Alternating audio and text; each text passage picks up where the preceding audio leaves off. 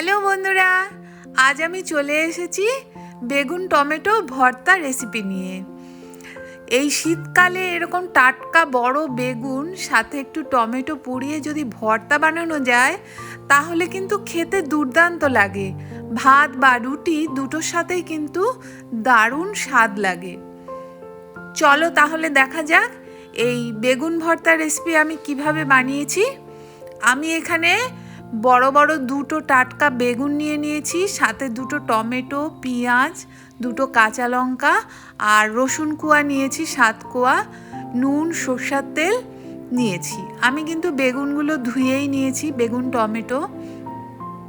প্রথমেই আমি বেগুনগুলোকে একটু ছুরি দিয়ে কেটে নিচ্ছি, মাঝখান থেকে একটু কেটে নিচ্ছি।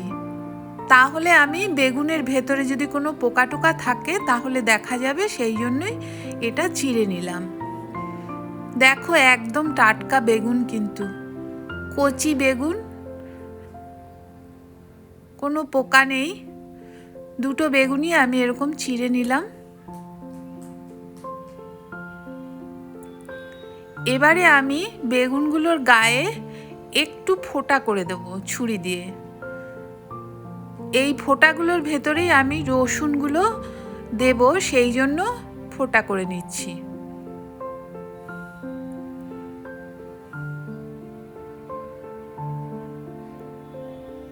এবারে আমি বেগুনগুলোর গায়ে একটু সরষের তেল মাখিয়ে নিচ্ছি। একটু আঙুলে করে সরষের তেল নিয়ে নিলাম, নিয়ে বেগুনগুলোর গায়ে ভালো করে মাখিয়ে দিচ্ছি।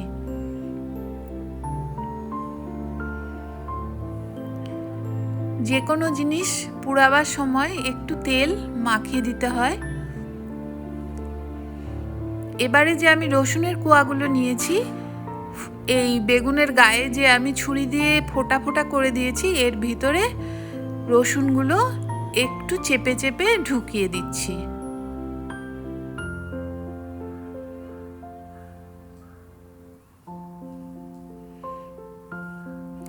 এই বেগুনটার সাথে রসুনগুলোও কিন্তু পুড়ে যাবে। এই বেগুন ভর্তা খেতে কিন্তু ভীষণই ভালো লাগে। দুটো বেগুনের গায়ে কিন্তু আমি এই রসুনগুলো একটু চেপে চেপে দিয়ে দিচ্ছি।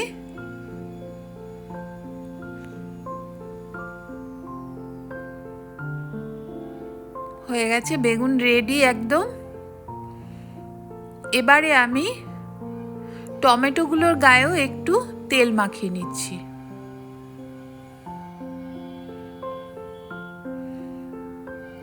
এগুলো রেডি হয়ে গেছে।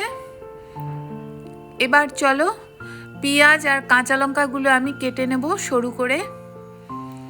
এবার একটা রুটি সেকার যে তার, সেই তার নিয়ে নিচ্ছি।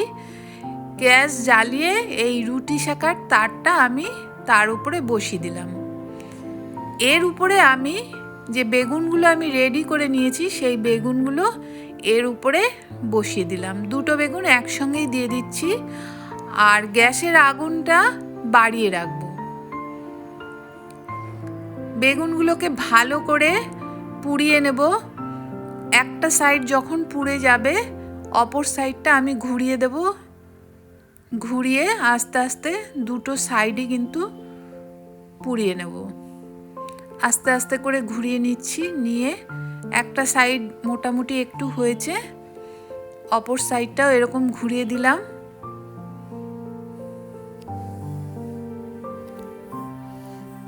ভালো করে পোড়ানো হয়ে গেছে। এখন আমি একটা চামচের সাহায্যে দেখাচ্ছি, দেখো পুরো কিন্তু সেদ্ধ হয়ে গেছে, একদম ভেতরটা নরম হয়ে গেছে। এবারে আমি নামিয়ে নিচ্ছি। বেগুনগুলো একদম পোড়ানো হয়ে গেছে, নামিয়ে রেখে দিচ্ছি। এবারে আমি টমেটোগুলো ঠিক এইভাবেই পুড়িয়ে নিচ্ছি। গ্যাসে বসিয়ে দিয়েছি, টমেটো উল্টে পাল্টে টমেটোগুলো পুড়িয়ে নিচ্ছি। হয়ে গেছে টমেটো পোড়ানো। এবার এগুলো যেহেতু একটু পুড়িয়েছি, তাই আমি একটু এর গায়ের মধ্যে জলের ছিটা দিয়ে দেব। পোড়ানো জিনিসের ওপর একটু জলের ছিটা দিয়ে দিতে হয়।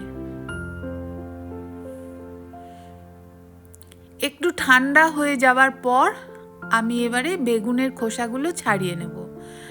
সাথে আমি একটা বাটিতে অল্প একটু জল রেখেছি, কেননা এর গায়ের যে খোসাগুলো ছাড়াতে গেলে হাতে লেগে যায় খুব, সেই জন্য জলের মধ্যে হাতটা ডুবিয়ে ডুবিয়ে যদি একটু ছাড়ানো যায় তাহলে হাতের মধ্যে আর এই খোসাগুলো লেগে থাকে না, আর বেগুনের গায়েও কিন্তু খোসাগুলো তাহলে লেগে থাকবে না। একটু হাতটা ধুয়ে ধুয়ে যদি খোসাগুলো ছাড়ানো হয় একদম পরিষ্কার হয়ে যাবে।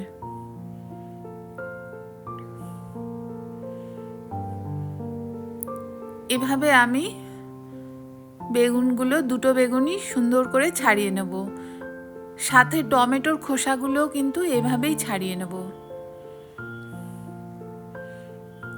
শীতকাল মানেই কিন্তু সবজিতে ভরপুর, আর শীতকালের এইরকম টাটকা বড় বড় বেগুন দেখলে তখন মনে হয় যে এরকম বেগুন ভর্তা বানাই। এটা রুটির সাথে বা ভাতের সাথে খেতে কিন্তু ভীষণই ভালো লাগে। আস্তে আস্তে করে সময় নিয়ে খোসাগুলো আমি ছাড়িয়ে নেব পরিষ্কার করে।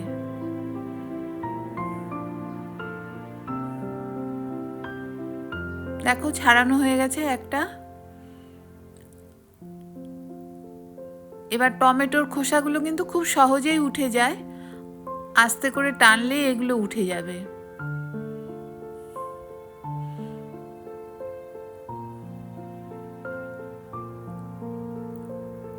এইভাবেই টমেটোর খোসাগুলো আমি ছাড়িয়ে নিচ্ছি।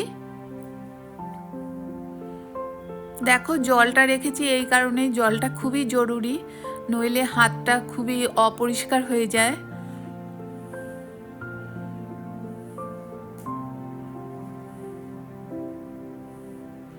বেগুনগুলো আমার পরিষ্কার করে ছাড়ানো হয়ে গেছে সব, টমেটো ছাড়ানো হয়েছে, আর বেগুনের ভেতর থেকে রসুনগুলো বার করে নিয়েছি আলাদা করে।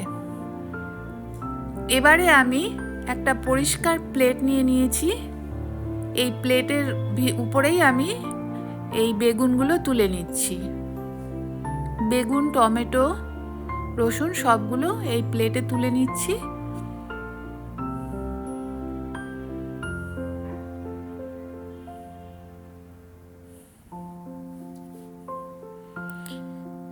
এবারে আমি বেগুনের বোটাগুলো একটা চামচ নিয়ে নিয়েছি, এই চামচ দিয়ে বেগুনের বোটাগুলো আমি একটু ছাড়িয়ে নিচ্ছি বোটা থেকে। একটু চামচ দিয়ে বা ছুরি দিয়ে কেটে নিলেও হয়, এটা খুবই নরম, খুব সহজেই কিন্তু কেটে যাবে। এই যে এই অংশগুলো আমি ফেলে দিচ্ছি।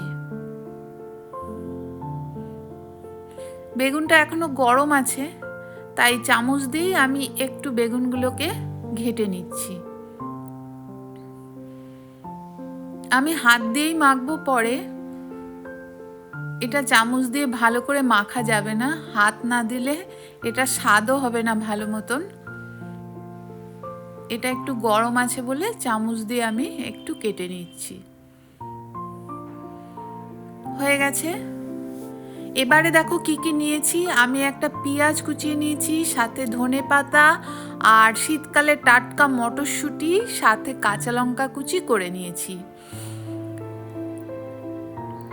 সাথে নিয়েছি আমি সরষের তেল আর নুন। প্রথমেই আমি এর মধ্যে স্বাদ মতন নুনটা দিয়ে দেব।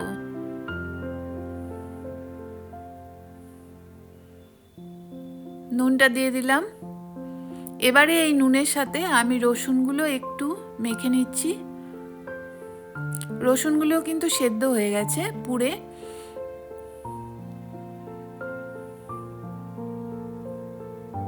ভালো করে মেখে নিয়ে এর সাথে আমি টমেটো, বেগুন সব একসঙ্গেই মেখে নেব।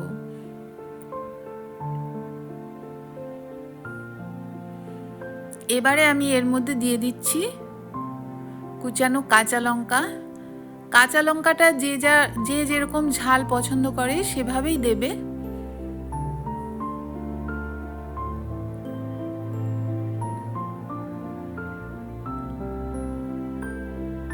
এবারে সবগুলোই আমি টমেটোটাও ভালো করে হাত দিয়ে এগুলোকে মেখে নিতে হবে।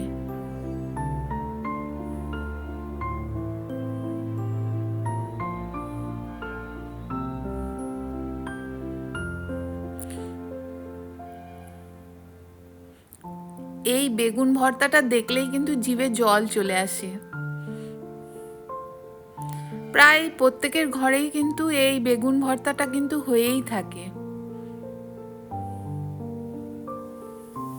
এবারে আমি পেঁয়াজ কুচি দিয়ে দিলাম,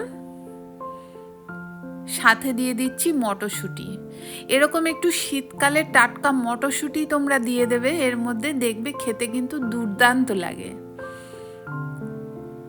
এবার সবগুলো দেবার পর আমি সরষের তেল দিয়ে দিচ্ছি কিছুটা পরিমাণ, কাঁচা সরষের তেল